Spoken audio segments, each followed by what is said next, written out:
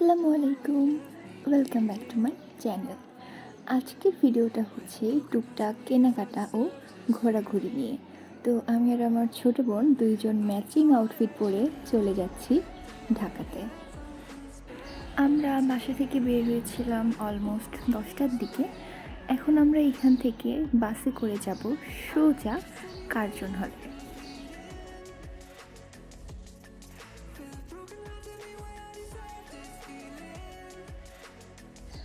Curzon হলে আমরা পৌঁছেছিলাম অলমোস্ট 11:30টার কাছাকাছি। এখানে আমি এসেছি 1 বছর কি 1.5 বছর পর। জায়গাটা আমার অনেক বেশি পছন্দের। এখানে আমি ফুলগুলো দেখতে পেয়েছি, যেটা আমার কাছে অনেক ভালো লেগেছে। লাস্ট যখন এসেছিলাম তখন এটা ছিল না, তো এই জন্য আমি এটার একটা শ্যুট নিয়েছি। ছোটো বোন বললো ও এখানে একটা ছবি তুলতে চায়, তো এখানে আমরা একটা ছবি তুলে দিলাম। তারপর সাইডে দেখলাম এই ফুলগুলো, এখানে টুকটাক ফুল থাকেই। আমার কেন যেন মনে হয় যে আমার হলুদ ফুলের প্রতি একটা অন্যরকম অবসেশন আছে, আমি জানি না কেন।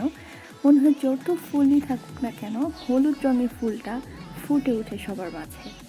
এখানে এই ফুলটাও ছিল, আমি কিন্তু এই ফুলের নাম জানি না, বাট এটাও আমার কাছে অনেক বেশি ভালো লেগেছে। এখান থেকে কার্জনের ভিউটা অনেক বেশি সুন্দর আসছিল।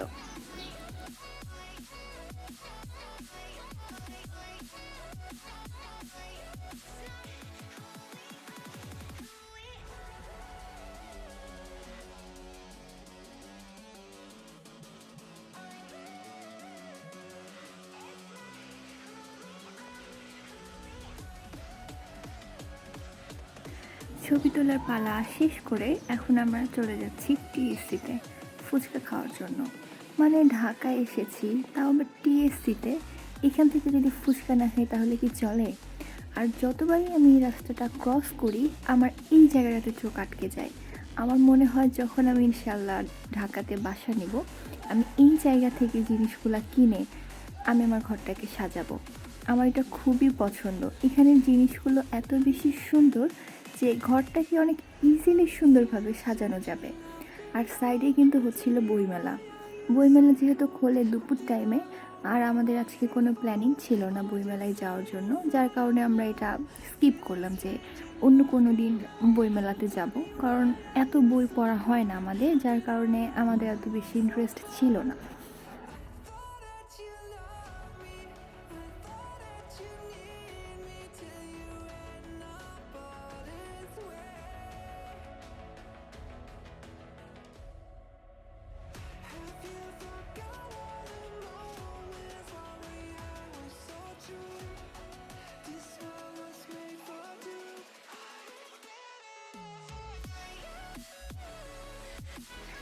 এই সেই স্পেশাল পানিপুরি বা ফুচকা, যেটাই আপনারা বলেন। মানে আমার যদি পেট খালি থাকে আমি ইজিলি দাঁড়িয়ে 2 থেকে 3 প্লেট খেয়ে ফেলতে পারবো। আমার এটা এত বেশি পছন্দের। খাওয়ার এক পর্যায়ে দেখলাম এখানে এটিএন নিউজের গাড়ি। যখন এটা দেখলাম আই ওয়াজ লাইক এখনই ভাগা লাগবে, না হলে আমি ভাইরাল হয়ে যাবো এখানে। তারপর গেস করেন কোথায় গেলাম? ধানমন্ডি লেক, রবীন্দ্র সরোবরে। আমাদের এত টাকা হয়ে গেছে যে 100 টাকা রিক্সা ভাড়া দিয়ে যাচ্ছি 20 টাকার মালাই চা খাওয়ার জন্য। মানে এত টাকা কোথায় রাখবো বলেন? এই জন্য যেখানে সেখানে বিলাই বেড়াচ্ছি। লাইক অনেক টাকা আমাদের, অনেক। জোকস অ্যাপার্ট, আমরা ফকির।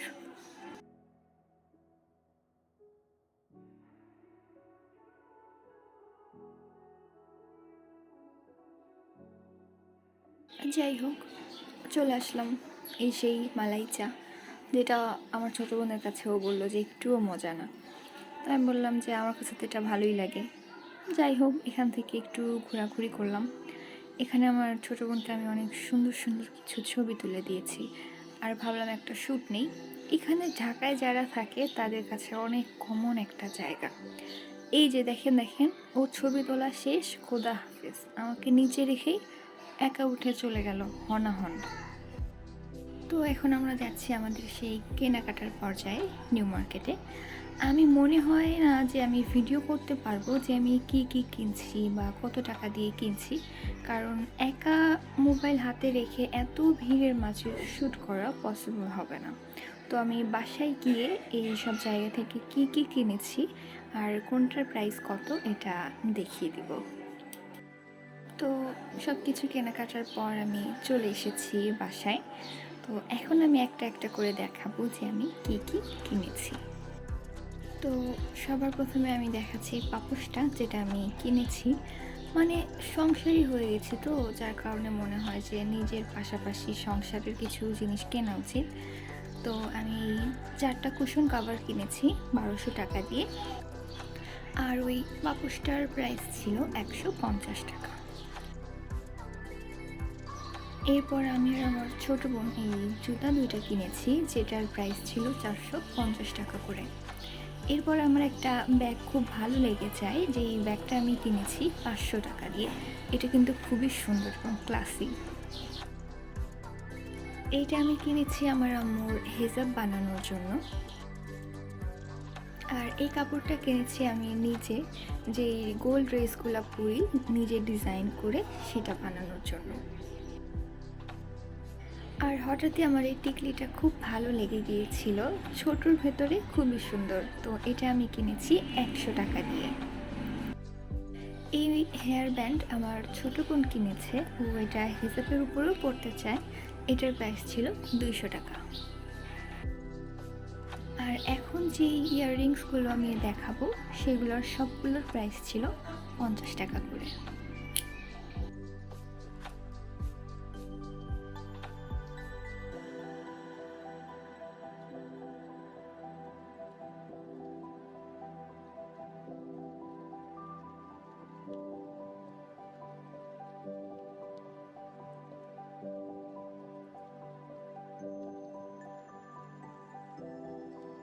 আর আমি হাতের এটা কিনেছি। আমি জানি না, আমার এই টাইপের জিনিস কিন্তু খুব বেশি পছন্দ না, কিন্তু আমার কেন যেন মনে হলো যে আমি নতুন যে ড্রেসটা বানাবো সেটার সাথে এটা খুব সুন্দর মানাবে।